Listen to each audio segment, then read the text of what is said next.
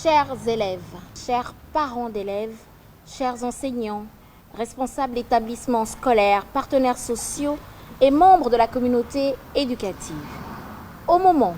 où notre regard est maintenant fixé sur l'année académique 2022-2023, nous devons tout de même avoir une pensée pour l'année 2021-2022 écoulée, car, dit-on, c'est la lumière de nos actes passés qui éclaire l'obscurité de nos actes futurs. En effet, suivant les très hautes instructions de Monsieur le Président de la République, chef de l'État, son Excellence Ali Bongo Ondimba, et la détermination du gouvernement dirigé par Rose Christiane Osuka Araponda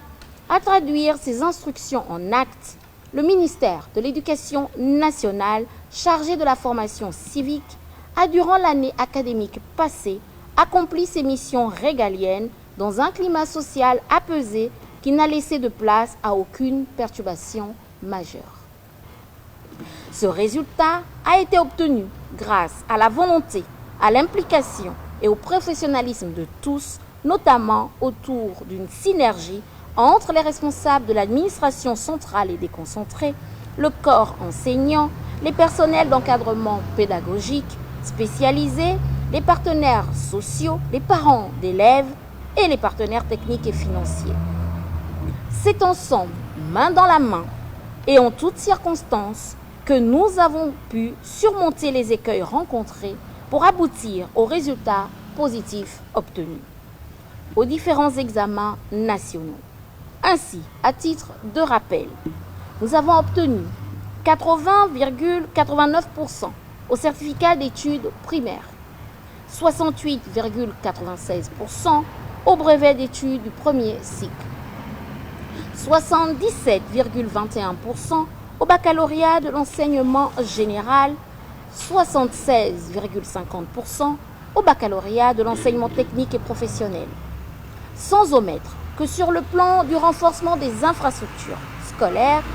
plusieurs projets de construction, de réhabilitation, d'extension et d'acquisition d'établissements scolaires et des internats ont été initiés sur l'ensemble du territoire national par le gouvernement avec l'appui des partenaires au développement. Mesdames et messieurs, s'agissant de l'année académique 2022-2023,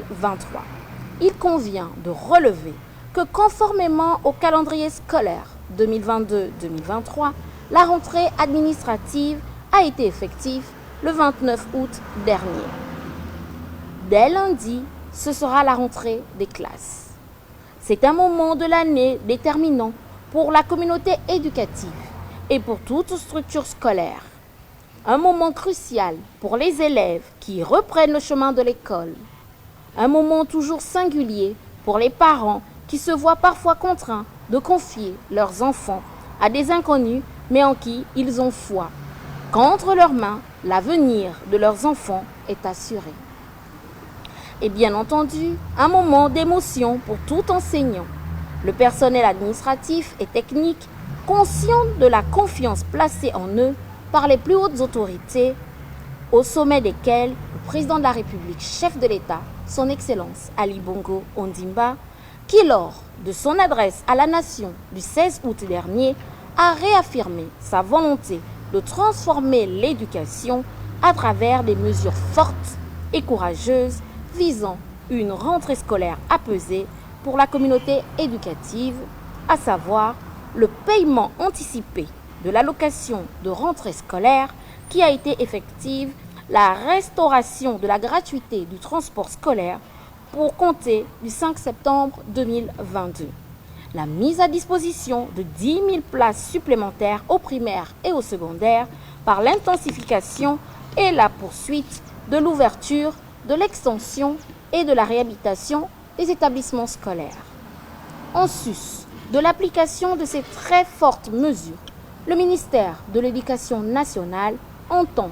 premièrement, poursuivre les réformes curriculaires à travers l'intégration de l'approche par les compétences ABC dans le processus de l'enseignement-apprentissage, évaluation au premier cycle du secondaire, se traduisant par l'harmonisation des quotas horaires la généralisation de l'éducation à la santé sexuelle et de la reproduction dans le cadre du programme Gabon Égalité, l'éducation à l'environnement et au développement durable, l'introduction de l'enseignement de l'anglais et des technologies de l'information et de la communication au pré-primaire et au primaire, la mise en place d'un laboratoire de langue anglaise à l'Institut pédagogique national pour l'appropriation et le renforcement de la langue anglaise au bénéfice de la communauté éducative.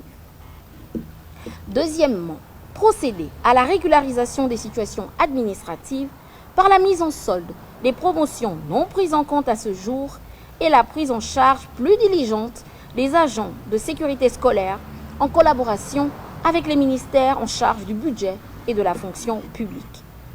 Troisièmement, renforcer par un dialogue franc et permanent la collaboration avec les partenaires sociaux et mettre en exécution les recommandations issues du dialogue social tenu avec les dits partenaires. Quatrièmement, l'amélioration de l'ensemble des partenaires techniques et financiers du groupe local des partenaires pour l'éducation. Cinquièmement, asseoir l'infrastructure statistique scolaire par l'acquisition d'un logiciel pour la collecte des données au sein des établissements, des circonscriptions scolaires, des directions d'académies provinciales et des zones académiques. Sixièmement, optimiser les mécanismes de gouvernance en renforçant le cadre juridique général, en veillant à l'application rigoureuse des textes en vigueur, en rendant efficiente la réglementation relative aux quotas horaires et à l'obligation de service et en définissant un cadre de mutualisation pédagogique nécessaire pour une gestion rationnelle des personnels enseignants et d'encadrement. Septièmement, renforcer les capacités d'accueil des élèves. Mesdames et messieurs, au sortir de la douloureuse expérience liée à la Covid-19 qui a nécessité la mise en œuvre des mesures de prévention et de riposte pour la protection des populations, le ministère de l'Éducation nationale s'est engagé dans l'amélioration et la diversification des méthodes d'enseignement par des moyens modernes appropriés en vue de maintenir les apprenants en situation d'apprentissage, quels que soient les événements. À ce titre, un vaste programme de digitalisation des enseignements a été ouvert avec l'accompagnement de l'UNICEF en partenariat avec RTL Gabon. Par ailleurs, dans le cadre de la diversification des enseignements, les réformes des filières relatives en enseignement technique et professionnel sont en plein essor. Cette nécessité s'inscrit dans le cadre du plan d'accélération de la transformation comme une réponse au problème de l'employabilité des jeunes. Pour preuve, 3620 apprenants sont attendus cette année dans les établissements d'enseignement technique et professionnel avec des formations variées dans les domaines novateurs de l'agroalimentaire, de la pisciculture ou des technologies de l'information et de la communication électronique. Cela constitue donc une invite à intégrer ces filières porteuses d'emploi qui garantissent des formations par alternance en concertation avec le secteur économique et industriel. Pour ce qui concerne la vie scolaire, il convient de prime abord de relever que le monde de l'éducation a fortement été impacté par ces 2 dernières années par les violences en milieu scolaire et la pandémie de la Covid-19, tant en ce qui concerne les activités pédagogiques que pour les aspects liés à la vie scolaire. Pour le compte de l'année scolaire qui s'amorce, le ministère de l'Éducation nationale s'engage vers la reprise effective de la vie scolaire en développant un programme marqué par la relance des activités ludiques, socio-éducatives, culturelles, sportives et extrascolaires, une demi-journée par semaine sur toute l'étendue du territoire national. En outre, la régulation du système de restauration en milieu scolaire par la mise en œuvre de mécanismes de normalisation, de contrôle, de suivi et d'évaluation des produits alimentaires commercialisés au sein des établissements constitue une action prioritaire dans le cadre de la santé alimentaire et de la prévention de certaines maladies chez les apprenants. S'agissant du suivi médical, les parents sont invités à la mise à disposition permanente du carnet de santé au préprimaire et au primaire et de la carte d'assurance maladie des apprenants pour une prise en charge immédiate en cas de sinistre en milieu scolaire.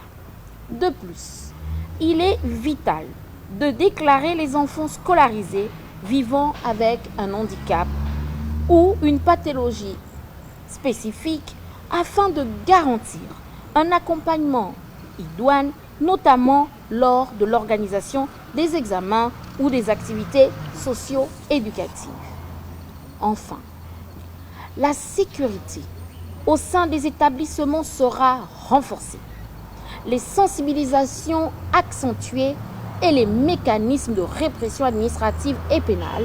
désormais déployés envers les auteurs de violences de toute nature, en tête desquels le harcèlement sous toutes ses formes.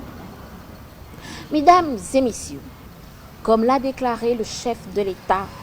si l'instruction est largement l'affaire de l'école, l'éducation est l'affaire de tous. C'est pourquoi le volet de la formation civique engagera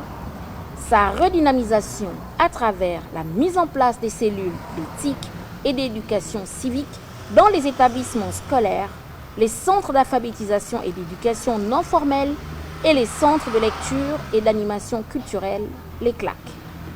Ces cellules auront pour mission de favoriser l'éducation à la paix et à la citoyenneté par l'appropriation des notions de patriotisme,